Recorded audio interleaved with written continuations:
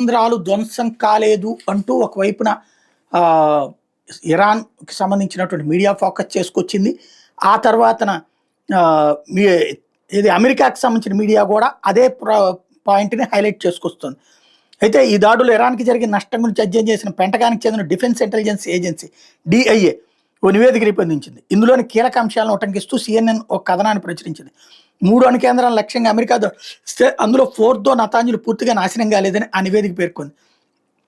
కొన్ని నెలల్లోనే ఇరాన్ తిరిగి అణు కార్యక్రమాన్ని పునఃప్రారంభించుకోవచ్చని డీఐఏ చెప్పింది.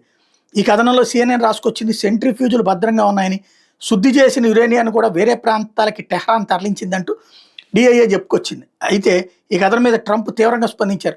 చరిత్రలో అత్యంత విజయవంతమైన సైనిక దాడులు తీవ్రతను తగ్గించేందుకు కొన్ని వార్తా సంస్థలు చేస్తున్న ప్రయత్నం ఇది. వాటిని ప్రజలు నమ్మడం లేదు.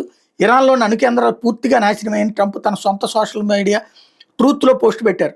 ఇంటెలిజెన్స్ నివేదిక ఎలా లీక్ అయిందో తాము విచారణ నిర్వహిస్తామని అమెరికా రక్షణ మంత్రి పీట్ హెగ్గెత్ పేర్కొన్నారు. అయితే మొన్నటిదాకా ఏం కాలేదని చెప్పుకొచ్చినటువంటి ఇరాను ఇప్పుడు ఈ స్టేట్మెంట్ల తర్వాత ఇరాన్ కీలక ప్రకటన చేసింది. అమెరికా దాడులు తమ అణు కేంద్రాలు దెబ్బతిన్నాయని అంగీకరించింది. మా అణు కేంద్రాలు తీవ్రంగా ధ్వంసమయ్యాయి, అది వాస్తవం అని ఆ దేశ విదేశాంగ మంత్రి శాఖ అధికార ప్రతినిధి ఇస్మాయిల్ ఐగే చెప్పుకొచ్చారు. అంతకుముందు తమ అణు కేంద్రాల భద్రతకు హామీ ఇచ్చేదాకా అంతర్జాతీయ అణుశక్తి సంస్థకు సహకారాన్ని నిలిపివేయాలని ఇరాన్ పార్లమెంటు తీర్మానించింది. అంటే ఇక్కడ మ్యాచ్ ఫిక్సింగ్ అని ఇదే అనుకుంది. ఎందుకు అంటే వీళ్ళు 14 బాంబులు వేశారు కాబట్టి 14 మిస్సైళ్ళు వేసామని చెప్పి వీళ్ళ మిస్సైళ్ళు ఏమీ కాలేదు.